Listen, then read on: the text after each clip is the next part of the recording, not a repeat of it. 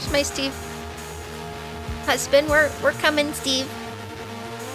He didn't know if he was gonna make it because he's gonna be in the spray booth all day today. Ladies and gentlemen, how are you this Wednesday? Hey, Mir. We're here to dance and entertain you, hopefully mesmerize you just a little bit, getting ready for another weekly Daily Wednesdays.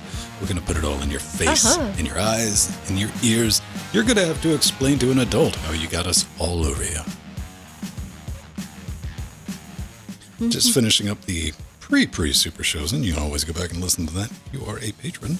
But we were talking about exciting things like letters and grocery shopping because we're old. Yeah. Yeah. Oh, so Steve's spending all day huffing paint, huh? Yeah. He sure is. Sounds fun. That's one thing I've never been any good at is painting. I'm talking like industrial painting, automotive painting. Okay. I can do it, but the amount of effort involved versus somebody who is skilled at it versus how long it took me, like, no. It is not conducive to productivity. So what are we talking about this afternoon, this evening? We got a little bit of a PSA and a snap. OTA touching, something called Nala that does Nala-like things. This is cool. And stay tuned for this. XFCE versus KDE, which is the better desktop manager. And we're going to wrap it up with an OBS recording hack that I want each and every one of you at home to use because it will eventually save you a ton of time. And then we get a very snarky pie segment that I'm not responsible enough to ever say. That was Ben put that in. That was a good one. Because I want to type that back to people all the time. Yeah. Like, oh man. Like the No. We're talking about desktop managers for people who do stuff.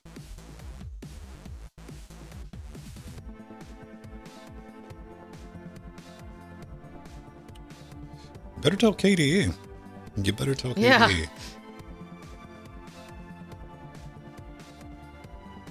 Yeah. So we played some Trackmania last night. Yeah, that was fun. Yeah, that's a really good selection of maps. I like them. Then later on today, I'm going to probably start practicing again.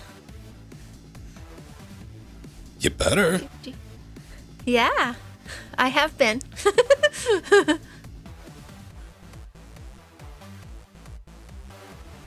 Like I said, Mir, it's for people who are busy doing stuff, not arguing semantics. There's a difference.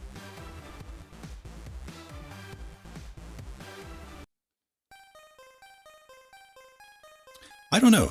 I had what was it? After the show, somebody that was involved with, what project did we talk about last week? The, not Krita, the,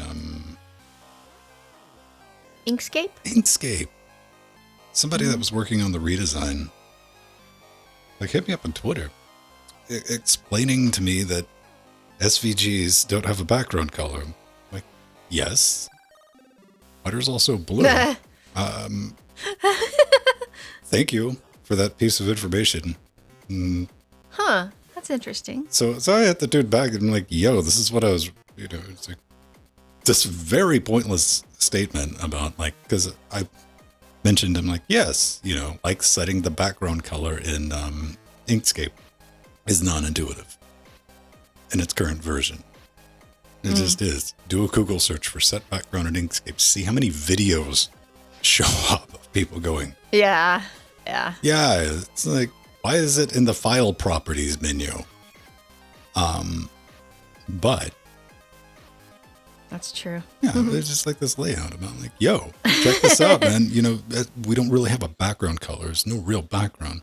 I just had a screenshot. I'm like, I'm talking about this thing, background color that's called background color, labeled under the word background inside of Inkscape. Yeah.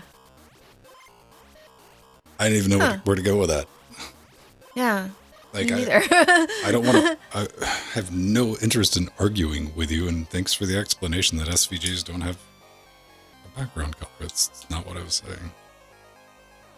I don't know. Hopefully he got it out of his system, and he can go back to that was just, he was nitpicking and didn't, understand what you were coming across. Well, I think what it is because I was reading through that, and somebody else wrote back, and he's like, oh, because that's what we talked about last week. I'm glad that somebody's doing something about updating the user interface. They've been working on that. That's what I said. Yeah. I mean, it's bad. I mean, it's 90s bad, and that's what I said last week. Yeah. And, yeah, the other programs all put it under, like the color menu or color gradient or, so. That is a thing. Ranger OS? What are you talking about, Steve? Steve, do they let you play with sharp objects at work?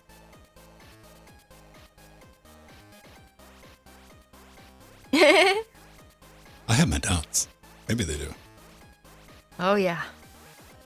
Yeah, he cut himself pretty good the other day. What was he doing? Wearing a little cast. Did he tell you what he was doing, Joe? Probably using his X-Acto knife on something. You assumed that. For all you know, he could have been breakdancing. No. I don't know what project he was doing it on. Yeah, X-Acto. That's usually what it is, because he's using the X-Acto knife like 90% of the day. I bought X-Acto knives. I have not an expensive, a reasonable set. It's a metal stick that holds a razor blade. But I end up just using razor blades because I got stacks of razor blades that I bought for that safety razor. That I used like 2 or 3 times and just went back to shaving with a straight razor like a normal person. Yeah.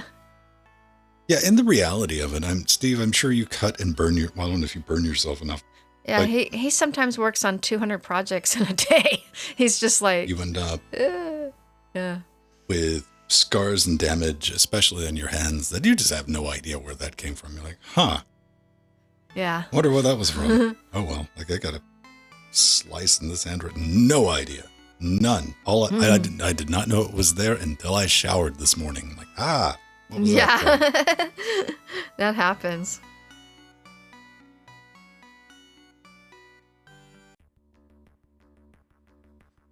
All right. So we were about set up. You do top up? Oh, go do okay. anything? So, yes, I will be right back. You gonna go break dance?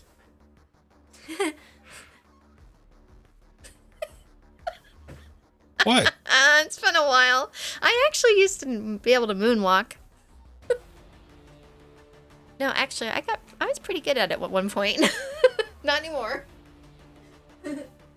You're not doing your job once a month, man. See, you know what? I don't mind cutting myself. For anyone just tuning in, we're talking about manual labor, working with stuff with your hands. The long as it doesn't bleed a lot, because that's irritating. I'm sure somebody's accidentally sliced something and it just won't stop leaking. So you have body fluid everywhere. And fine. Like now, it's very difficult because I don't have lighters. I used to have a lighter around, years ago when I smoked. Just cauterize it real quick. But burns suck more than cuts, just for like the longevity of irritation.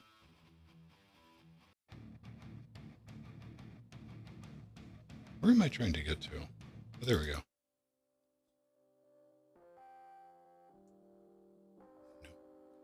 On the fingers. Yeah. Usually I don't get... What I'm checking right now, I'm not kidding. Being perfectly honest, I have to film something for video I'm working on that's going to be the overhead cam with, old man Vin jazz hands up close. So since we're on this topic, I'm currently doing a visual inspection. I'm like, do I have anything that's too gnarly that I don't want filmed? Because I don't want the comment. I'm like, oh, you cut yourself. I'm like, it's because I do stuff.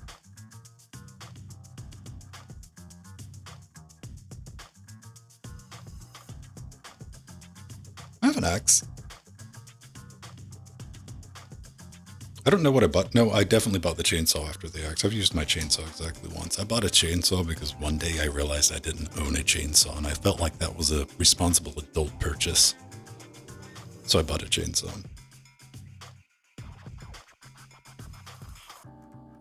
I don't even think I've used the axe on anything. It's just hanging in the garage. Being an axe. Doing axe stuff. I don't know what it gets up to at night.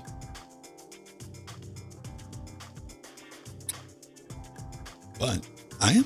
Oh, that's something I want to check. Here, we can check this live. Maybe we can.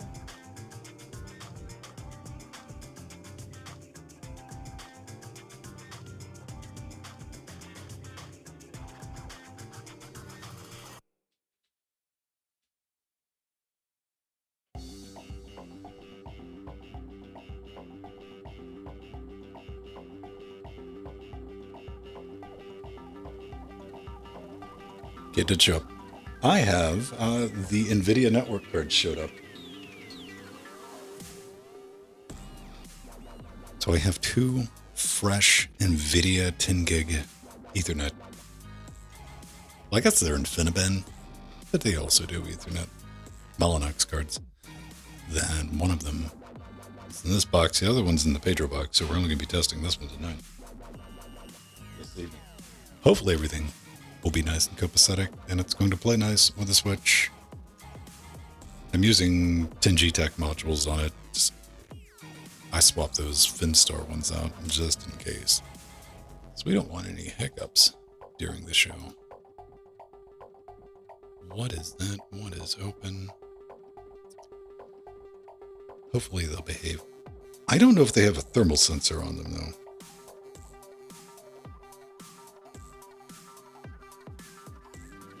That's what I'm curious about. The one thing I liked about the solar cards that were in there is they had thermal sensors.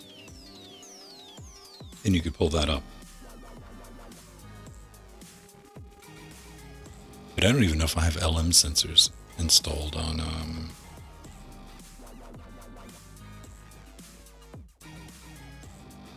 these boxes.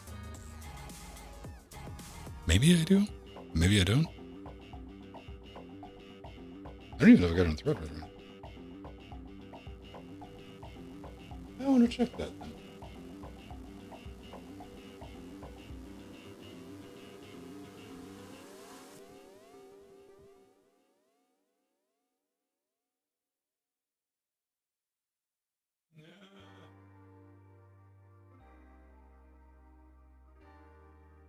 Negative, Ghost Rider.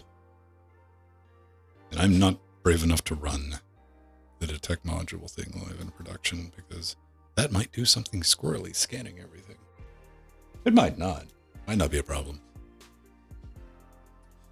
But I saw everyone on Twitter, not Twitter, on the Twitch, is the Elden Ring thing coming out today or tomorrow? That is the open world Dark Souls, I assume. Which I guess is, what is the release date for Elden Ring? Let's see if we can find this out. Elden Ring, the 25th. Oh, so we got like 2 more days before that comes out. Great. That's unfortunate. And I understand people are excited about it. The RPG. I heard that there might be some complaints with the PC port, but I don't know. I have no intentions of ever playing it, but I don't have any problems with anyone playing it. You know, I don't have the stop liking the things I don't like. Not a drop of that in me. As long as you're enjoying yourself and not hurting anyone, I'm cool. Play any game you want. But the reason why I would like everyone to play a different game is because all of my background noise for all the people that I follow and listen to during the day on Twitch are playing the new Horizon Ginger Turbo, which I plan on playing in 4 to 6 years or whenever Sony puts it on PC. And I don't want to be spoiled on it, which is unfortunate. And the one question I do have about Elden Ring is I kind of I didn't realize that Dark Souls was on rails. You get what I'm saying? I kind of thought Dark Souls was open world-ish. Is there an open world light category, maybe? And I say this as somebody who's only played Dark Souls 3, which I'm good. You know, there's only so much rolling around and drinking out of a flask I can handle. Hey, Oil of Hope. How are you?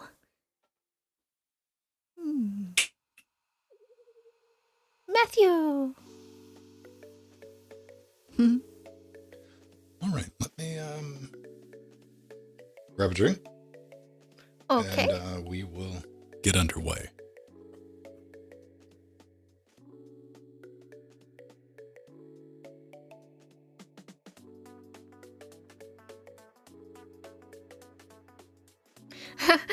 Sorry, Art Theron, for the delay. I had a little choking there. So, yay! I had this last week too. It just reminding me it's coming up soon. I'm so happy. It normally would be coming up next week. Next week is the usual scale week, but it's been moved to the end of July because of the pandemic, which is a good thing. Yeah, cup for scale. Exactly, Arthur. Yeah, so me and Mir and Strider and Steve Husband and Alan are finally getting together for our first LGC party since the pandemic. It's been a long time. It's going to be really cool.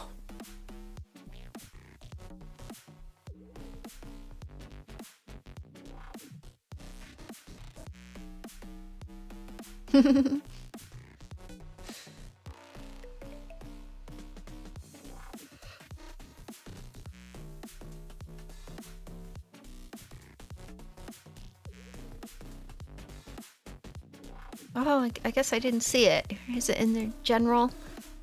Let me see.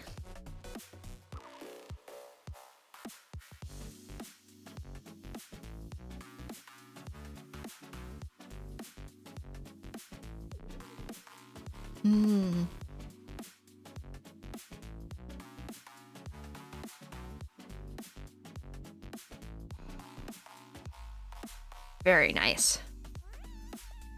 I have several of the Red Dragon keyboards. They are very nice. Do, do, do, do, do, do, do, do, do, do, do.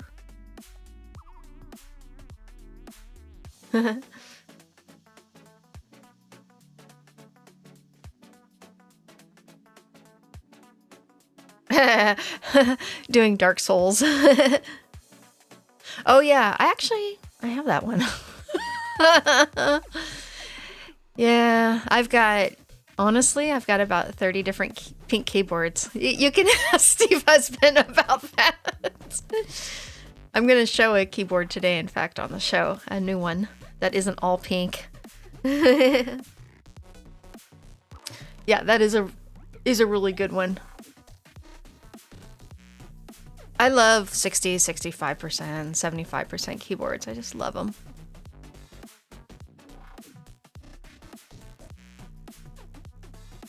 Do, do, do, do.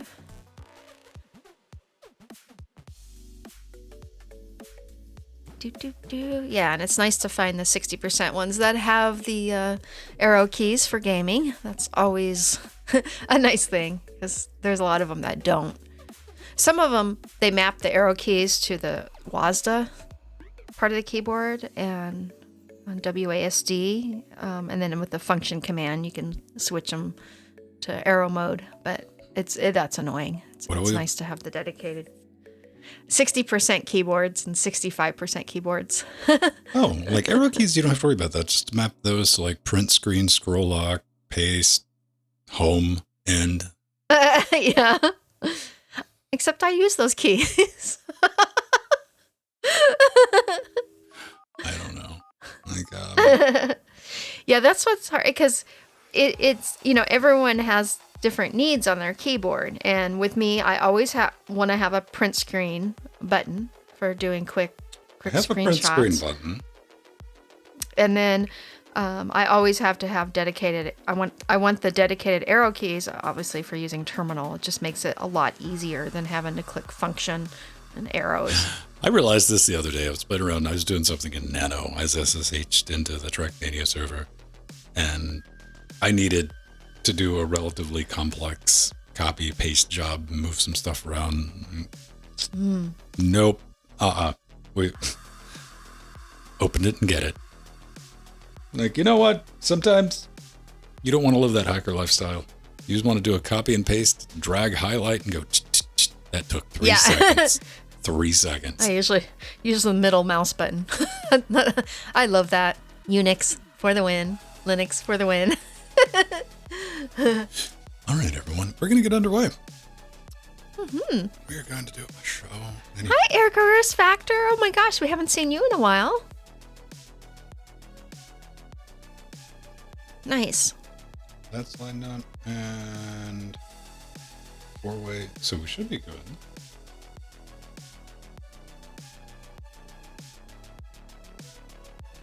Yeah, I like XCOM, Enemy Unknown. That's good. Good game. Although XCOM series is really fun.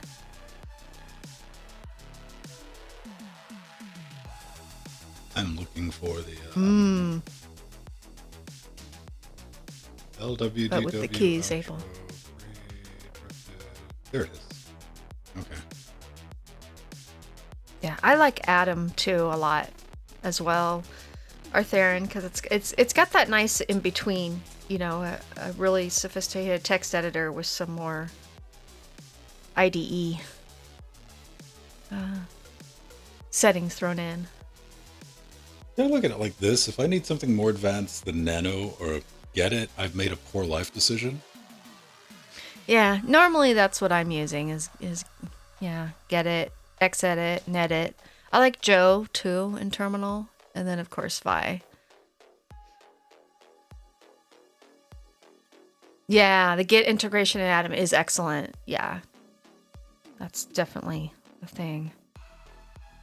I just realized. There we go. Now it's discovered my Mackie control surface. I have buttons to press. Yeah, when I discovered that Get It, you could enable a terminal under Get It, I was like, okay, this is my GUI of choice normally. That's a plugin.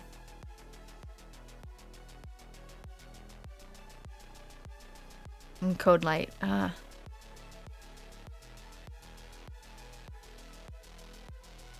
000.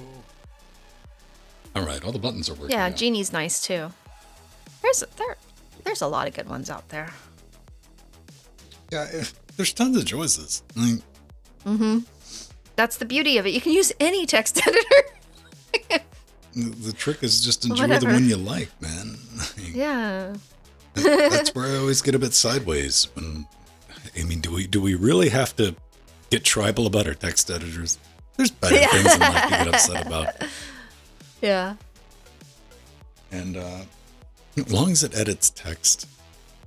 I was playing around in Wine doing something the other day, and it opened up Notepad, like the old school Notepad. I don't know what Notepad looks like, modern Notepad. It was the Notepad, you know, the one that you'd recognize from Windows 3.11. Yeah. That thing was bad in the 90s, and it's no better. Yeah. Oh gosh, I haven't loaded that in a while. I did Notepad++. I played with that not too long ago. But I think for most people, it's just like whatever you start off with. Which directly correlates to whatever you know best. No one wants to learn a new thing for productivity. I'm sure there's one insane person out there who's like, no, I do that all the time. I completely switch up my workflow. Why? All right, so let's get underway. Config.sys, autoexec.bat. I grew up in those days. I had to make those boot disks to play the game, DOS games. That was an art. Yep, and to get your network cards working and your just everything, CD-ROMs working, all the things. Yep, did all that. Spent a lot of years doing that. And by art, I mean deleting stuff out of those and making it still boot. I think that was everyone's early experiences with trying to squeeze enough to get your like getting Doom to play. Yeah. All right, we're recording. There we go. If it's got a good value add, yeah. I mean, if again, nobody likes it, but I switched NLEs. It's been a couple of years ago, but from using KDE Live to DaVinci Resolve, I did not want to learn how to use new. Yeah, I remember. I was not pleased. I complained constantly, but the benefit reward thing was so out of whack compared to what was available in KDE Live. Had to. Yeah. Had to. So, all right. Plus, I got to meet all the wonderful people who were like, why don't you? It's not open source. I'm like, I'm a Linux zealot, not an open source zealot. I come from a time to where if you make a Linux application, I'll buy it. Remember when you could do that with like Linux games? You could genuinely own every Linux game. All right. Hey, everyone. Let's do a show. And 3. Okay. And 2. Hey, everyone. Welcome back to Linux Weekly, daily Wednesdays where we sit back, relax, take that midweek break, talk about some of the fun things that we found going on in the world of Linux, open source, and apparently text editors, Jill, because we just had a very dramatic rereading and retelling. Also, auto-exec bat files, config.sys, those days. Config.sys. The DOS ages. Yes. The dark times. If you want to listen to that, go listen to the Live and Uncut series. That'll be out for patrons a little bit later, or just wait till next week. It'll be on our YouTube channel that I always forget to mention that we have a Live and Uncut secondary YouTube channel. It's at the bottom of our main channel. There's a link, I believe, for like recommended or something. But what are you up to, Jill? I hear that you got something that you're not allowed to use on this show. Yeah. Actually, I am. Because these are very special keys. This is my latest keyboard. Actually, I just recently got 3. Much to Steve Husband's chagrin, I got 3 new keyboards. I hoard keyboards, yes. But this one is beautiful. I've been wanting this one for years. It's the keys are in the color gradient. It's a rainbow keys keyboard as well as RGB rainbow vomit Jill LEDs. Bryant. But I want to give you I got all the colors. I want to praise you because you have found a keyboard that manages to be annoying without blinking. Yeah, I sure did. But the nice thing then is that these use black mechanical keyboards, so they're really quite quiet. Yeah, really quite quiet. Won't be too loud in my mic.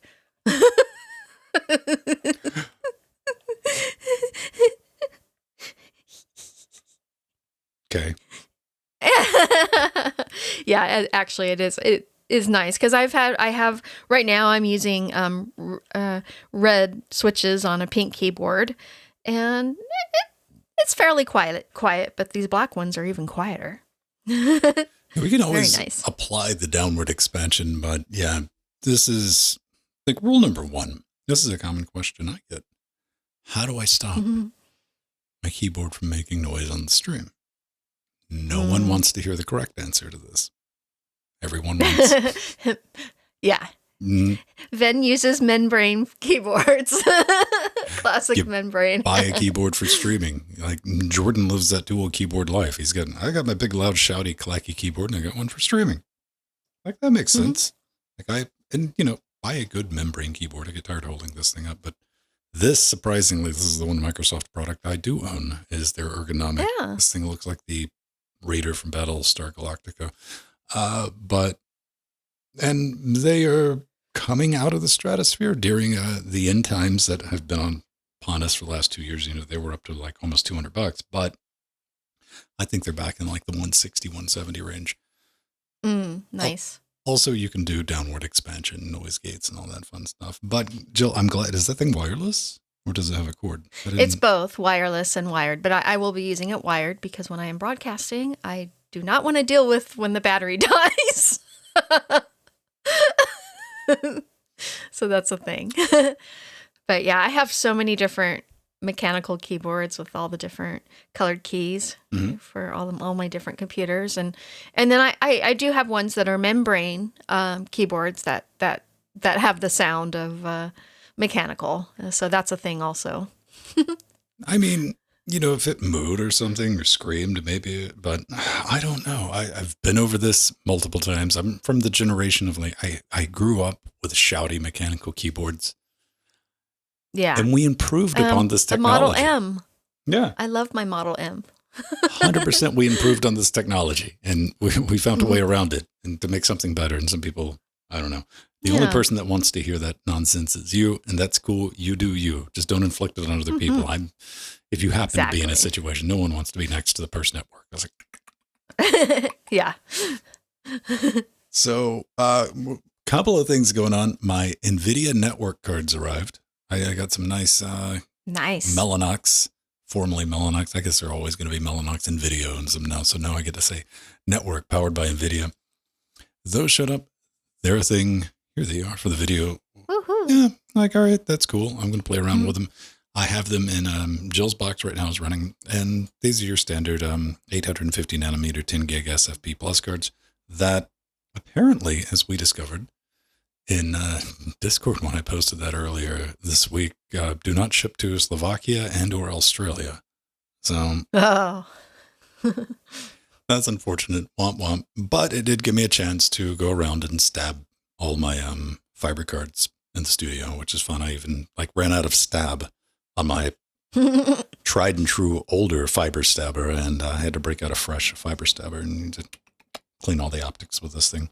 It's kind of cathartic. Nice. If you like, speaking of things that click, this thing makes a nice clicky racket every time you do it. Yeah. Yeah. That would drive me up the wall.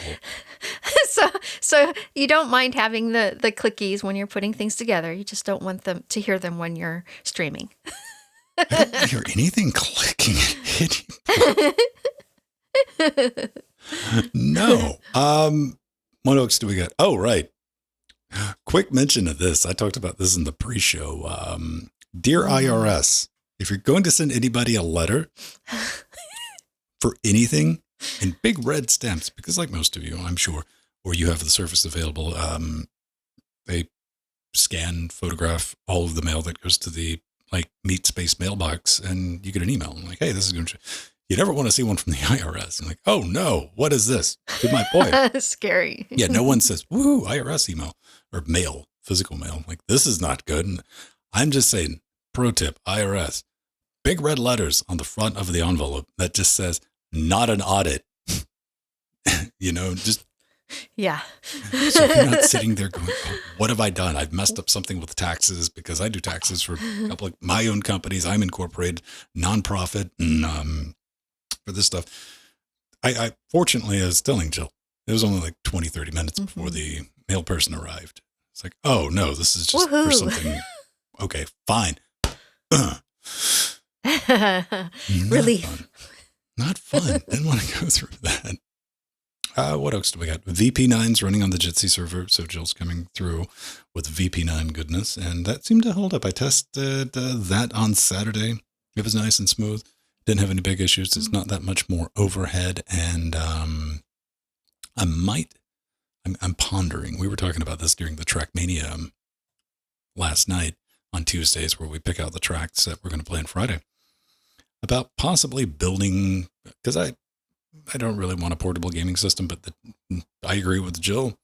The Steam Deck, really neat. Really neat. Want to play with one, but I don't want to play with one and just end up giving it to someone, which is what would happen with me. So I'm thinking about buying one of those AMD Nook style things that Valve said, hey, use this if you want to test your games and your software, but you can't get a hold of a Steam Deck. Because then I can use that for other things than having some poor Steam Deck taped to the side of a desk with wires. There you go. So, Yeah, the ones from Mini's forum too that we talked about, those are really good options as well. it's got like Vega 10. I don't know. Maybe it's a possibility. All right. So what do we got? Starting off with a little bit of PSA this week. And I saw some people online like doing victory laps. I'm like, no, don't do victory laps about stuff like this. There was a vulnerability discovered in Snap. There was. And this is just my little PSA. Update your systems. You should be doing that anyway. But if you haven't, go ahead and make sure that you do. This allowed attackers to elevate the privileges of just basic accounts all the way up to root. So, ooh, spooky. The one thing I don't like is the team did not explain if the exploit comes in like the form of malware. Like malware? Yeah, exactly. Yeah. Or yeah, they didn't say. Yeah, that was a little. I'm hoping they'll shed some more light on that later on. I'm curious. Jill, you have Snaps enabled on your box, don't you? Oh, yeah. So my Ubuntu system, I actually use to test software for LWW has Snaps enabled, but I did patch it just 2 days ago. And but the Ubuntu computer that I'm using right now is my broadcasting rig. I uninstalled Snaps backend like long ago. I keep the system Snap free. Oh, come on, Jill, live a little. Yeah, live a little. Well, I previously on the last version of Ubuntu I had installed, I had Snaps enabled, but I just decided no, I don't really want to run them on my broadcasting rig, and I don't want to use the Chromium Snap as well because I do enjoy using Chromium. But what about the Firefox Snap? No, not that either. It's fine for my test rig, but I just not on this machine. Still, no one sold me on the like serious benefits of containerization on desktop applications. I'm just waiting for somebody to come and like school me on it. I genuinely am, but yeah, I don't mess with Snaps. But here's the thing about Linux. I mean, even, I don't get upset with Flatpak or Snaps. Just don't use it. Like, what's the big deal? Like, yeah. But update. All I nice don't package. care what you're running. Even if it's a Gen 2. Update your systems.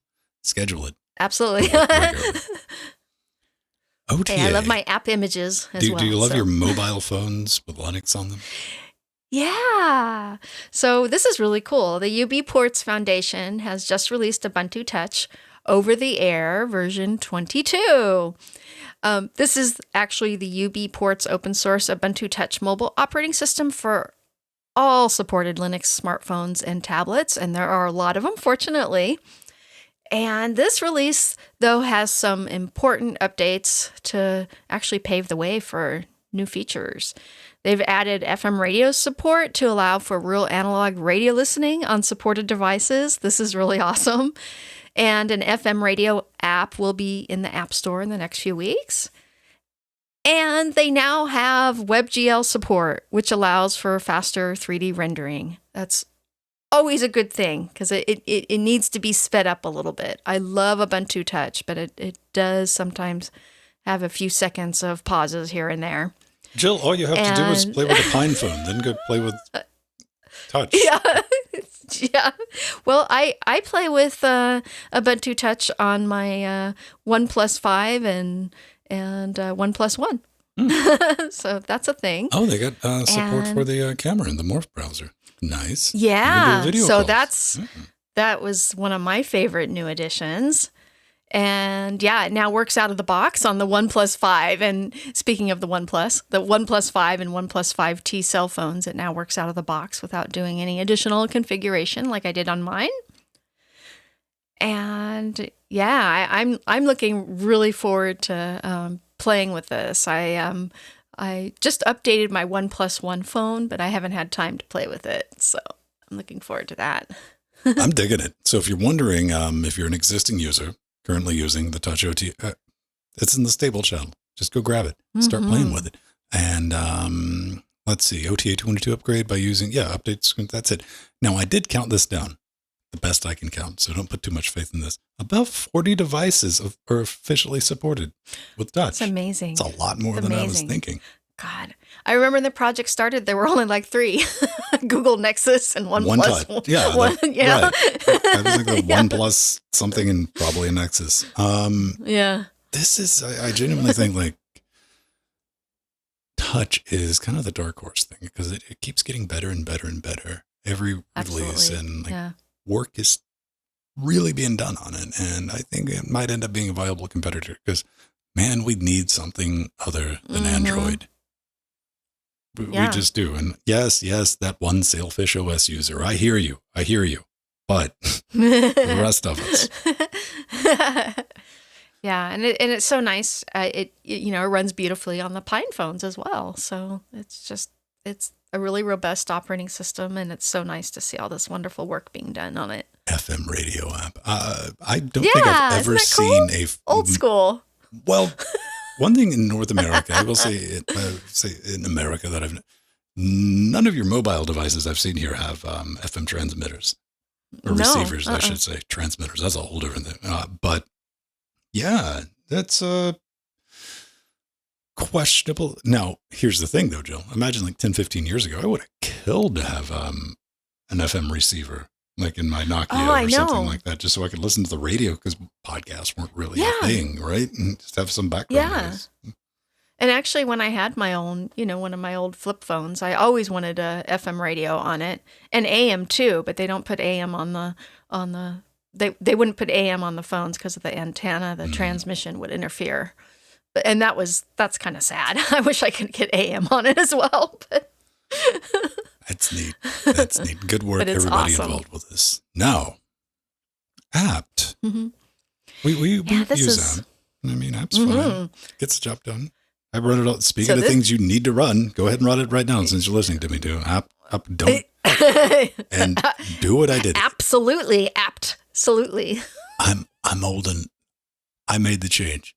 Don't do apt-get anymore. It probably took me maybe 2 years of muscle unlearning. Apt install. Apt, not apt-get. Yeah. I still use apt-get. I'm that person. So I made myself. It was a matter of principle. Because of a Reddit comment. Like, why do you waste time? I'm like, I am wasting time tapping dash. But I am starting to use apt install a little bit more. I like to have that speed indicator, percentage indicator. It's nice. So what's really cool is there is a new program that is a great front end to the apt package manager in Debian or Ubuntu. It's called Nala. And Nala's goal is to make the apt commands like installing or upgrading easier to use and nicer on the eyes. And Nala does this by not showing redundant messages and formatting the packages better, and using color to show specifically what will happen with a package during install, removal, it makes things or an purple upgrade. So you can't read it. It makes it pretty. But actually, and that's all wonderful, but one of my favorite features of Nala is that it supports parallel downloads. So unlike apt, which only supports downloading one file at a time, it's nice to have, files, many files downloaded at one time. It just makes it so much faster, and it's saying up to like 16% faster. So that's pretty cool. And Nala also has a fetch command that will choose the fastest 3 mirrors and write them to a file for much faster downloads. And that's awesome too. Nala is bringing it. And one of my favorite things as well is it includes some of the features that I love from Fedora's DNF package manager and Arch's Pacman. Like, at any time you can call Nala space history to print a summary of every transaction ID that you've ever made. And that is just sweet to see the history of your installed packages. And you could actually, if you want to set up a special configuration, you can delete, different IDs from apps you've installed or uninstalled. It's just sweet. It's just one of those little touches. Of And course it's one of you the reasons liked why it. I like And DNF. I mean, you look at this and you're like, man, you know what? Now This is pretty. app looks like it's infested with Skittles, and you're like, awesome, I'm down with it. Yeah. So, a couple of things. I mean, this is a front end for libdapp package. That's really what it is. Now, to what Jill was saying, that benefit of parallel downloads. Okay, you got my attention. I like that idea. Yeah. I like the idea, but I don't know if I like the idea enough to switch over to something other than just plain app, but it is there. What did catch my interest is that history. Because we've all been in this situation. Absolutely. We've all been in this situation where something like that might come in handy. What am I talking about? Let me tell you. The something's broke where you have the, all right, what changed? What, okay, well, this software. Then you're running the app command to see what was previous last thing installed. Having that version history available could help you roll things back. It really could. For those breakage moments of, man, this is going to take all day to figure this out. So look at it just for that. All this is going to be in our show notes if you're wondering. Now, Deb and Arch packages are available. So yeah, I might play around with it. The parallel downloads. I've been having fun. I played with the Deb. It's cool. Probably the reason I'm not like super excited about this is because I run everything in the studio on Debian 11. So I live basically nothing but security update lifestyle. But, if I was in-app every other day playing around, if I was on Arch, well, not Arch, but let's see, Ubuntu, Pop OS, everything in the world's based on Debian these days. So all of those, if I didn't name your distro, I'm sorry. Good idea. I wonder if there's apt. Is somebody got apt on Arch yet? I'm sure that's a thing. Oh, yeah. Yeah, that's a thing. I there's a project. I'm forgetting the name of it. That they did that. They ported it. It's cool. And the other problem I noticed is that all the screenshots are running on console from KDE. Yeah. And I had a thing. I did. I sit back and I'm like, probably make this program run a little bit better.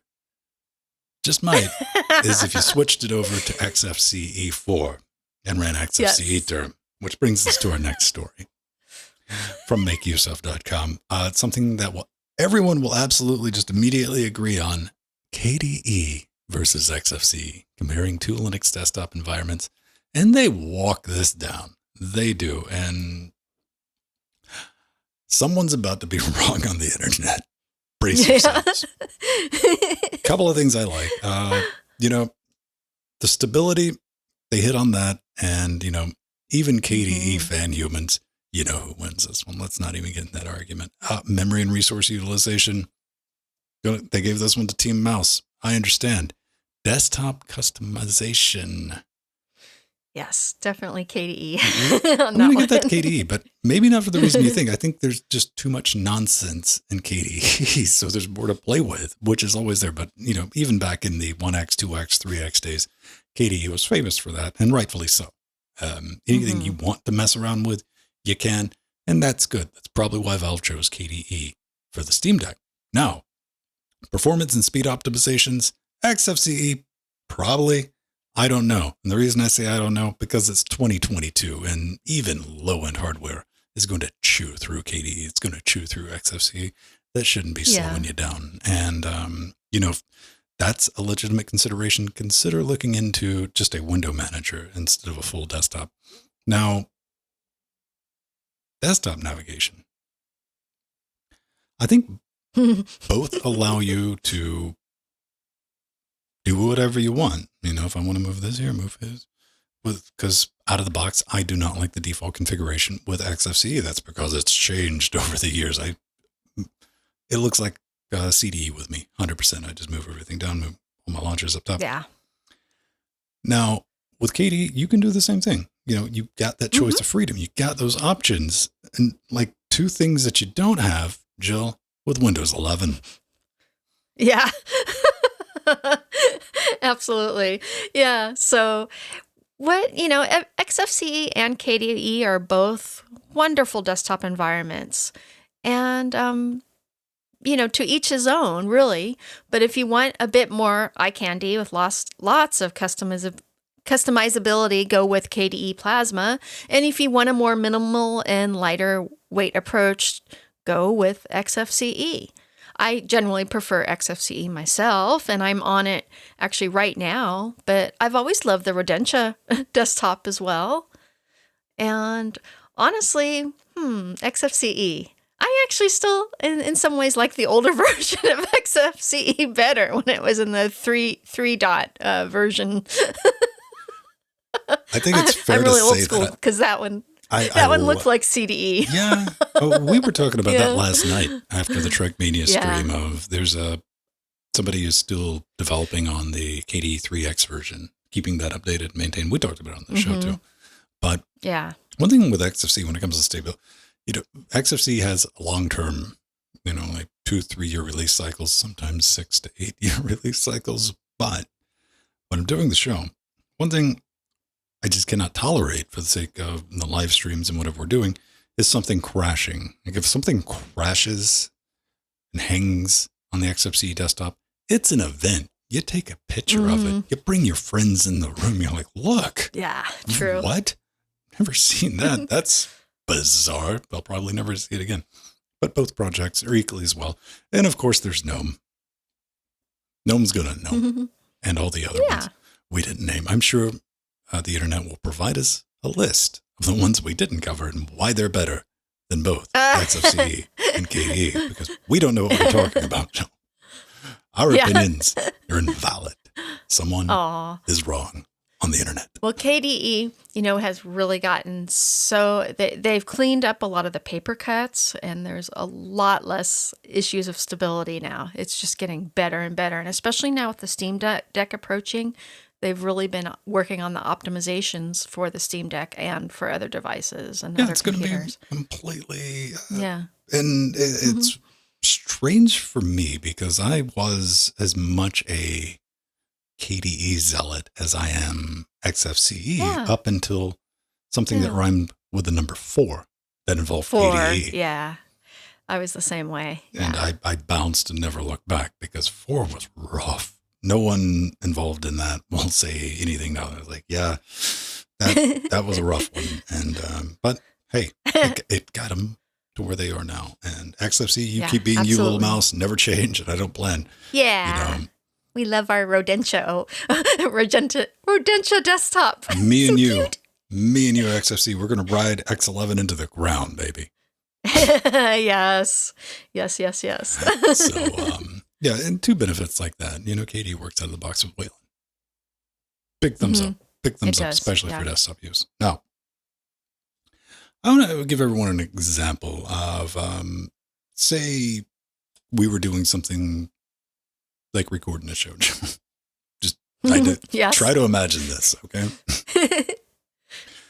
And or we were just having a conversation. We wanted to record it like for posterity. We wanted to go back and listen to it. Now, by default, you're probably going to use OBS because it's there. It's easy enough to get set up. But by default, OBS is going to record my audio, what I'm saying, and what Jill is saying on the same audio track. So the problem is my audio might be down here, and that could be a problem. Jill, could you say a few words? Yeah, you're pretty low right so now, loud, Jill? I don't understand. But so he's the magic of OBS. There's an easy way to fix that, because by default, you have that one file, you got that one audio file, and you go back, and this is a common question. This is why I updated this video. I went looking around. I found the video you were talking about, Jill. Because I touched on this in a podcasting guide. Yeah. But this is for the gaming, podcasting, everything. I do a series when I have time called just OBS Basics, and we can make this real easy to fix and post. So head over to linksgamecast.com. Check this out. Now, I've kind of walked around through it with advanced audio products. What you're going to do is record every audio source on an individual track, which is good. If you need to go back and post, I even crack open a copy of KDE Live in the end. Like, okay, say I was that quiet and Jill was that loud. I can bring up just my volume to match Jill, or I can bring Jill back down. No, it's not just the talkie bits. In the video example, what did I do? Half-Life. You got to do Half-Life. Yes. When you're trying to talk over a video and you're talking, you got the background going on, you get the accents, the shoots, and the pew-pews. Maybe that overpowers your voice, or maybe your voice is loud and the game audio is real quiet. You can mix and match. In the end, I have a picture right here on the web zone of how to do that, and it's in the video, just how easy it is to fix that. I'm going to tell you right now, if you're doing anything with OBS and you're recording it, go ahead and set this up. Maybe you'll never need it. Maybe you're awesome. You got everything figured out. It's never been a problem. But the one time it is, you'll wish you had. Because I get that file. I get that call. What can I do about this? I'm like, well, do you want to spend 20 hours and like we can throw some automation on that individually? Oh, boy. Really, all you can do is make that problem louder or quieter. So with this one easy trick, it is very easy to set up. You will have a failsafe just built into your recordings. I think that is an important thing, Jill. I don't know. Oh, absolutely. Yeah, you need to have backups. And just, having the separate, audio files will just make life so much easier for when you bring it into your editor and you need to adjust the levels. And yeah. And it doesn't stop at 2.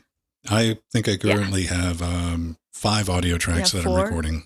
And that's 5 stereo pairs. So you can do the maths on that. That's 10 individual mono tracks. But that's how I'm able to edit the show.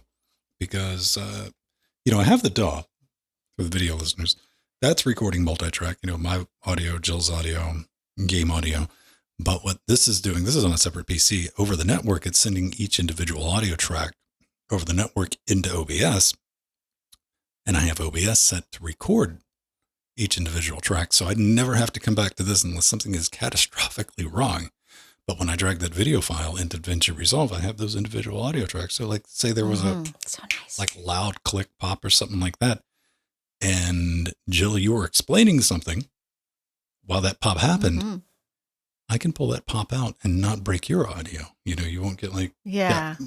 And like, where did all the audio go? Nope, no one would have or know it was there. Plus, it makes it real easy to make funny voices. I can make Jordan nice and squeaky sometimes. Or Pedro. Yeah. Oh, Pedro. So go check that out. And hey, if you want to support more stuff like that, easy enough to do. Patreon.com/Linux Gamecast. Come hop in our Discord. You get access to a bunch of things that we throw in. Speaking of that, live and uncut series, it's a podcast, our pre-show, this show, the after show. It's all going to be available for you this afternoon. A couple of ways to finance what we do.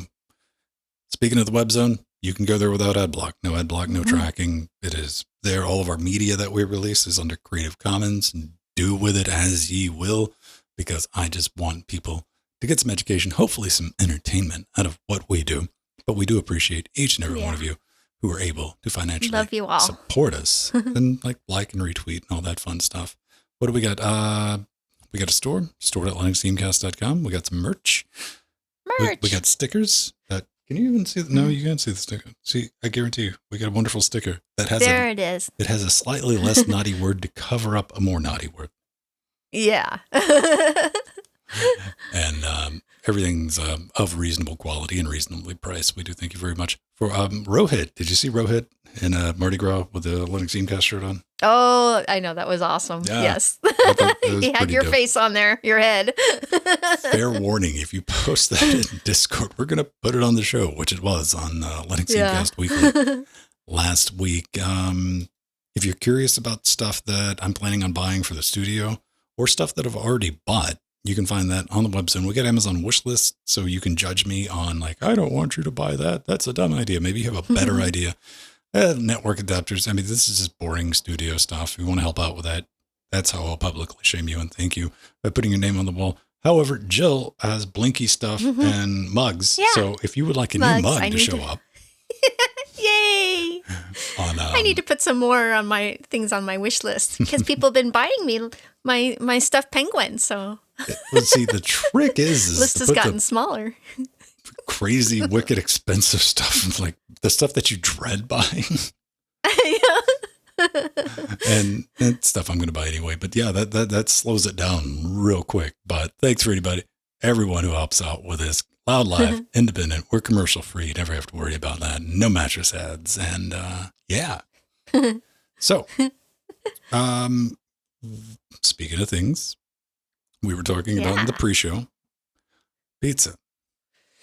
Jill did not. You didn't take issue with this. This is our slice of pie segment. Pizza's a pie, so we're going to roll with it. This is cucumber, what seems to be red onion and Thousand Island dressing and lettuce pizza. Oh yeah, well I like salad pizzas actually. Classic Mediterranean pizza here in California. We'll have balsamic on there and veggies and salad and arugula. So I actually like those kind of pizzas. You're a defective human being, but I say that with all love. You were with me when I found this. Where did we find this, Jill? We found this on Our Pizza Crimes. Our Pizza, yeah. Crimes. Don't forget to leave that part out. Yes. No, man. Well, then again, we had a debate about pineapple chocolate pizza because I know some people would try that. I would. Absolutely. I like pineapple with chocolate, but I don't know if I necessarily want it on pizza with marinara sauce. I don't know. Frightening people. Okay, to the point. Sarcastic pie. I'm talking about this a little bit earlier. Be more sarcastic with raspberry pie. I don't know. I try to dial my sarcasm back because my deadpan delivery confuses people sometimes. From like, I'm joking. Jeez, like chill out. So. Yeah, this is a sarcasm button, 100%. HyperX Alloy FPS Pro with cherry reds. So, you can make it click and do cobble together. What does this do? This is like a switch that will just turn your typing into the SpongeBob typing. Type that into Google. You'll go, that thing, like, oh, no. You know, the lower uppercase. And a nice, handy little box. What is this using? Just two raspberry. I'm looking. Is that the Pico? Yeah, there's two different. Yeah, and there's two different one's for the actual keyboard, and the other is for their sarcasm. I'm just 100% done with this. I like having the switch that will just automatically do that. All of this is. Let's see if we can just watch it. There we go. Thanks, Ben. Easy to type. I like it. So cool. I like it. It's simple. Yeah. It's dumb. It's got a sarcasm switch, even if you don't have that. You know what? What a great use of a pie. you know what? It would be handy just to have that box powered with a light blue switch and sarcasm. So sometimes I need that in a pocket version so I can pull it out and flip the switch onto some people who are just oblivious. Oh, I know. And one that controls your RGB on your keyboard so that you can drive someone up the wall or create a pattern on their keyboard with the lights. That's how people end up missing, Jill. Don't tell people to do that. Yeah. But I like this project because it definitely makes typing a combination of uppercase and lowercase letters easier. Up and down and up and down. It's definitely something Ven would like. And it can be a time saver. Yeah. Fortunately, in my advanced years, this is how I've learned a nice mental exercise to not argue with people on the internet. Anytime you're looking for the SpongeBob text generator to reply to somebody, just don't reply. Yeah. I say that from personal experience. That is like, okay, I need to go like them. No, just let it be. Let it go. And you do. So, speaking of things we got to let go, Joe, we got to say goodbye. Yeah. Yeah. Got to say goodbye. Goodbye. Aw.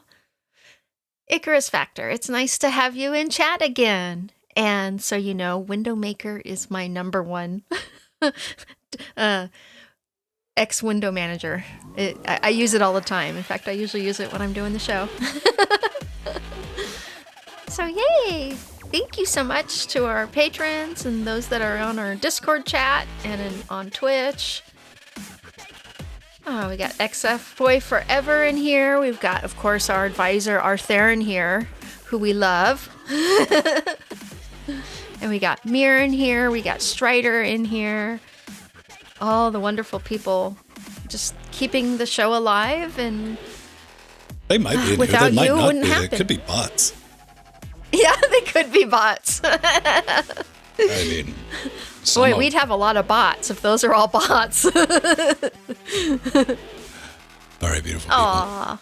That's going to do it for this episode 315. 15. LWDW. Woohoo! Linux Weekly Daily Wednesday. I'll see you next week. Bye-bye.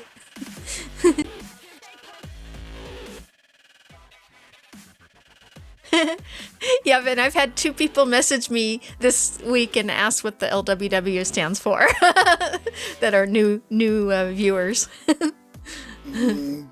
Tell them they have to attend a cult meeting to find out. Yeah.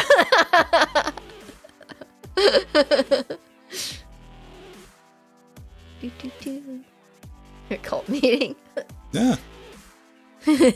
Saturdays. That's when the Totes Not a Cult takes place. Yes. Yeah, I just let them know that it was a name Jordan came up with, and it was just funny and didn't make sense, but it stuck. Jordan and I were having, like, this is how long ago. I was like, I think a Skype conversation, like in the middle of the week, just talking. We were both working on something else. We're just spitballing. Yeah, that was so what? And we do that thing we do. I'm like, what would be a dumb name for a show? Here we are. And it works because there's you type LWW in Google and we're your top pick. Oh, Google. No fire detected. Yeah, I didn't think we ran into any like serious hiccups or anything. No. And I'm grateful for that. We've been having lots of little brownouts. It's been annoying. We had the big power outage last week, and this last week, since then, we've had little brownouts, but my UPS has been a trooper. Hey, Beastwick, I see you in there. Yeah, there's nothing, I'd much rather have the power go out than the internet. Yeah, because the power we can deal with. We got UPSs. So fortunately, since I have had fiber, I haven't had an outage from my internet yet, which has been nice. So we've had the power go out, but the internet on the UPS is still running fine. So that's good. With cable, I would have sometimes the cable would completely go out. The power. I have 5 UPSs just in this room. One of them's in the rack, and power's good in here. Again, this was like the battery backup solution for this room was designed to keep a Threadripper up and running with 5 other computers for about 20 minutes, which it can, surprisingly. But that means that I could come in here with a tablet and probably live for a week with power. Maybe even bring a microwave in. That'd be a bad idea. But yeah, if you don't have connectivity, be it mobile or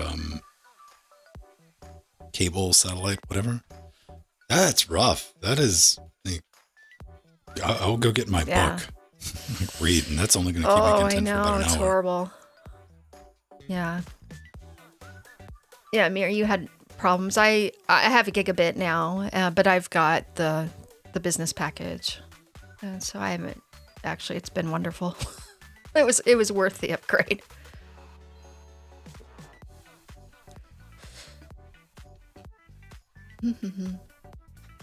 Still waiting on the AT&T. Yeah, I know. Ben needs it really bad. I mean, as much as I like paying Charter a car payment every month, yeah.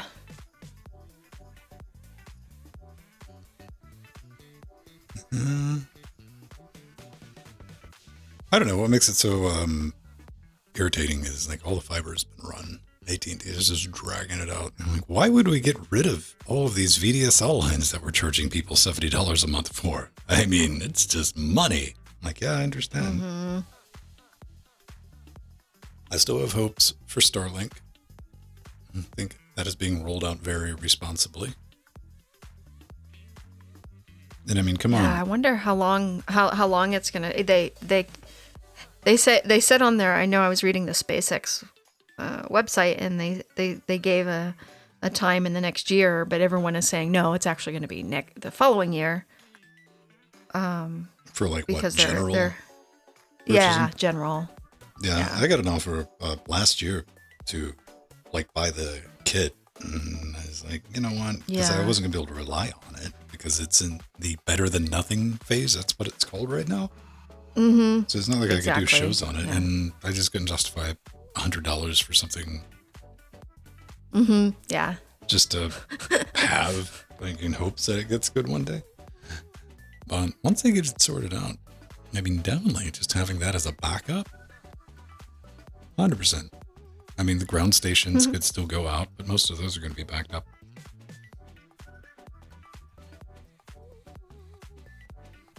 Oh yeah, I know a lot of people of Starlink that have been playing with it. Yeah, I keep a pretty close eye on the Starlink subreddit. Yeah. And it's solid kit. It's solid kit. It depends on what they end up doing with it, just long term. But the idea of space internet, what self-respecting nerd doesn't like that? I know, it's so cool. I mean, space internet. Why not? It is awesome. What are your thoughts on Steam Deck and the future of Linux gaming? Funny you should ask that. We do a show on Saturday called Linux Gamecast, where we talk about that ad nauseum. Every week. Yeah. We'll be live on 8:30 Eastern Standard Time. It's on our Twitch schedule. If you want to come check it out, or you can watch previous episodes, it's available in podcast format and video.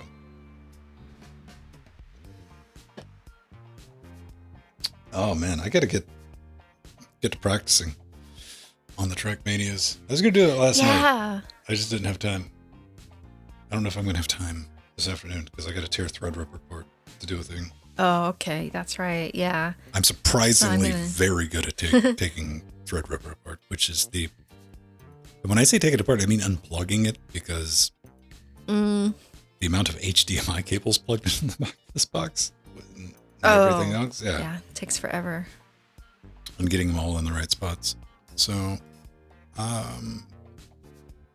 I got to do that. Then I got to plug everything back in, record a thing, then take everything back out, take the thing out. It's one of those things. One of those things is like I just need to do this one little thing, but there's this big chunk of stuff that has to be done just to do that, and there's this big chunk of stuff to put everything back like it was. Grr. Mm-hmm. I know. Grr. There's your first world problem from Wednesday. Yes. I've run out of optics to stab, so I think the string's still good in this one. It better be. This is a brand new one. These things aren't, I mean, they're not expensive.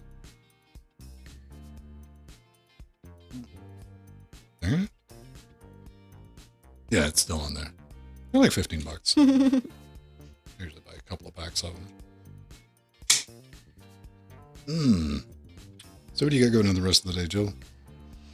Oh boy. Well, I definitely want to get some practice in, but I have just lots of little chores I need to do today. And for one, I want to hook up this new keyboard. And yeah, I'm doing some more work on room stuff in the back end and getting kind of stuff more packed up. I did discover we got done practicing last night and picking out maps. Trackmania. I went to cut this guy off. This is my PS4 controller. Yeah. And it doesn't, as all PS4 controllers, apparently under Linux, they don't know how to power down. So you got to remember to hold this thing down for 10 seconds, or the next time you come back, I'm like, hey, look, I'm dead. Womp womp. Yeah, it's dead. I just got a PS4 controller that's pink that I wanted to play with. Because it's funny, because I've used them before, but that was the only controller of all the different variations I didn't have in my collection. So, well, this one, I've they have a touchpad on them. which works under Linux just fine. I mean, as soon as you power it up, it starts, kind of like the Steam controller. You can use the right thing on the Steam controller as a mouse, which these are excellent home theater PC controllers. The Steam controller, something that you can use to navigate a desktop Let's Play game with, 100%. But what I noticed when I went to power this thing off last night when we got done with the Trackmania was when I held down the power button for 10 seconds, which I just got this thing on, my cursor on the desktop started drifting to the left while holding the power button down. Yeah. This is not reported anywhere. This is not a known issue. That this was a defect. So immediately I had to replicate it. I was like, was that a one-time thing? Let me cut it back on. Then I held it down again. Sure enough, there goes the cursor. And, I tap it a couple of times. And this is not going to hurt anything. I just had to make sure that, like, whatever wasn't going on. So I did I solved it with sufficient kinetic energy, Jill. I applied kinetic energy to it, and I just smacked it one time on the touch surface, and it quit doing it. So there's your stopped. solution. Oh, how funny. Yeah, with my 8-bit do, the buttons were starting to stick, so I've got 2 more now because they're so much cheaper. I mean, this thing was $70 when I got it new, and I just bought 2 of them for $50. So, but what happens sometimes is the brake button sticks. So I'm trying to accelerate, and it's braking and accelerating at the same time. So I found that's what's going on. Indeed, percussive maintenance. I got to be careful with that because I can break stuff, and I don't mean to.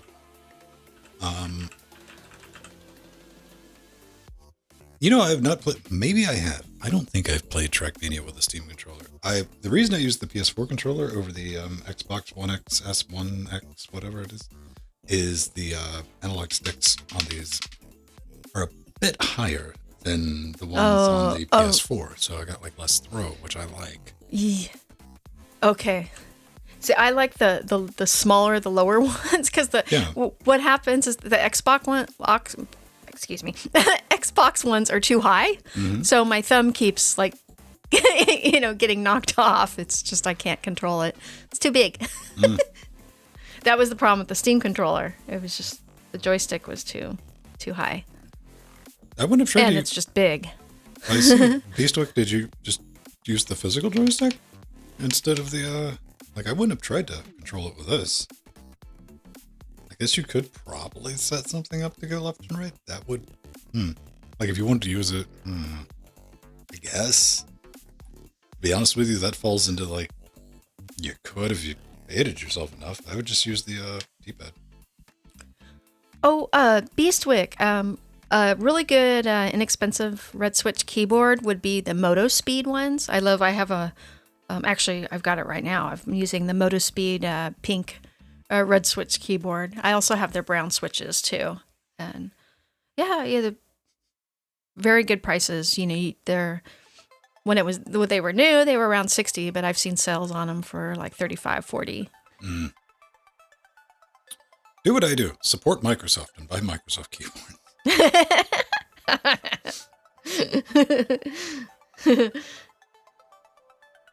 The one thing I really liked about the Steam controller is it's large enough to where I don't have to worry about my fingers overlapping.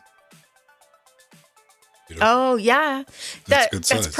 I was gonna say that's a perfect controller for Ben because of your big hands. I can see that. Arms. Yeah. Either that or I have really small wrists. It's one or the other. That's my joke.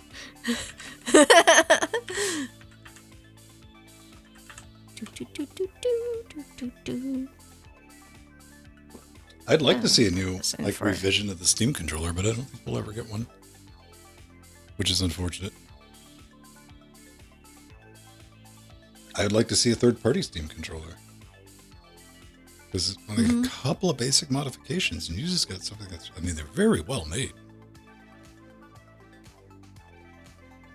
Yeah, I really love that. I just wanted it in a smaller size. If they have made a smaller size one, and that's what I'm looking for with the Steam Deck because it's going to have a smaller, that has the smaller joysticks on it. And it'll be more Jill sized, I think. I mean, if you can... Here, I pasted it in there for you, Beastwick. There you go. That's the one I'm using right now. Horrifying. It's a really wonderful keyboard. I do love it.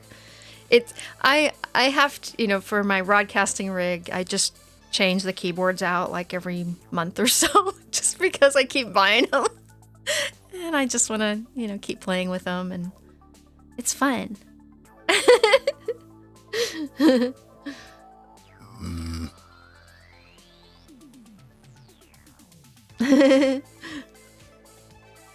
Yeah. I had to explain it. I mean, Jill's like a little taller than a hobbit. So, like, the upside, you get to ride a lot of rides at the fair. Uh-huh. Yes. they're the last fair I went to, I was wearing a jacket, and they all, seriously, they thought I was like a kid. Mm-hmm. So they kept letting me on at the kid price, and I didn't say anything. Oh my God. Because I had spent a lot of money there already, and that's okay if I could get the kid deal to go on the ride. Instead of being $10 a ride, I get it for $5. Hey, that makes me happy.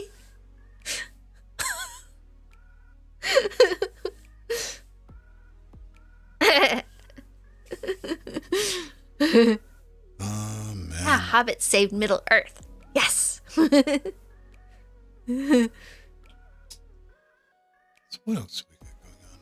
I'm just sitting around dreading because I know I gotta get, once I get the show out, I gotta tear things down. I don't like tearing things down, but that is the reality of doing what we do. So. Plus, I know it's gonna Constantly upgrading, and yeah. Studio teardown.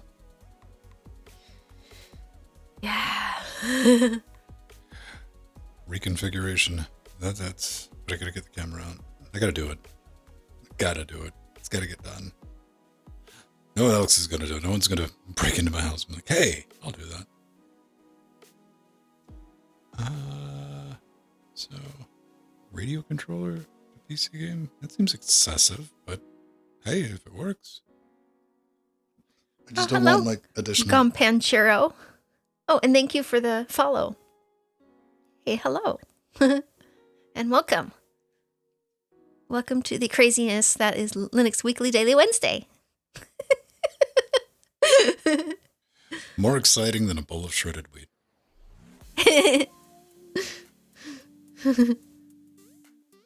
All right. That's one of Steve's favorite cereals, is shredded wheat. I can't eat it anymore. It's just, just one. It's just too hard for me to eat. Not enough sugar on it.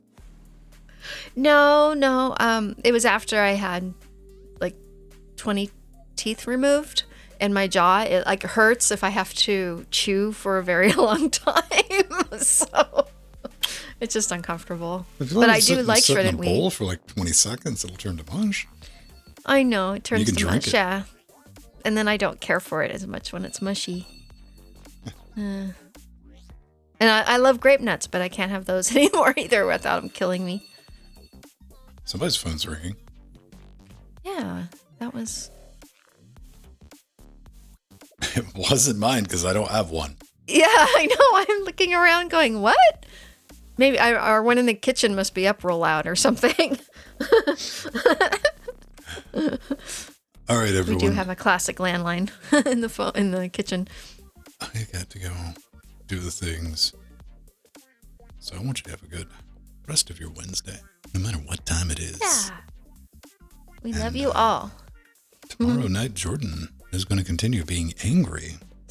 Cybertruck? It's Cybertruck 2045. If you missed it last week, go back and watch that VOD. I tuned in where Jordan was legitimately... Yeah, he seemed upset, yeah.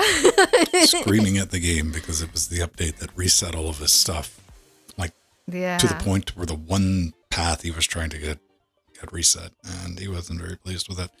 So he's having a good time. And Friday, we will be doing the filthy casuals. Mm-hmm. Ad nauseum. Woohoo! Points match. Everyone's invited to that. If you want to hop into our Discord, all the information is on the pinned page in the Trackmaniazen channel. So you don't need anything but a copy of Trackmania to come play that. It runs out of the box on Proton. I mean, it's almost a 10-year-old game, but we get fresh tracks each and every week. Last night we did the voting. We'll take a look at the votes and let some people get around it a couple of times, get some times, and wean it down to about 14 tracks. Then we do a points match on Friday where you get to win a random game of your choosing if you're in the top 3, which I'm never in the top 3. So don't worry about it. It's more about having a fun time than anything else. Yay. I can't wait. All right, everyone. And then we got the big show on Saturday. Don't miss it. Link's That's good. Gamecast Weekly. It will happen. Until then, bye-bye. Bye, everyone. Love you. Oh, thank you, Don M. It's always great having you in chat, too, and watching live.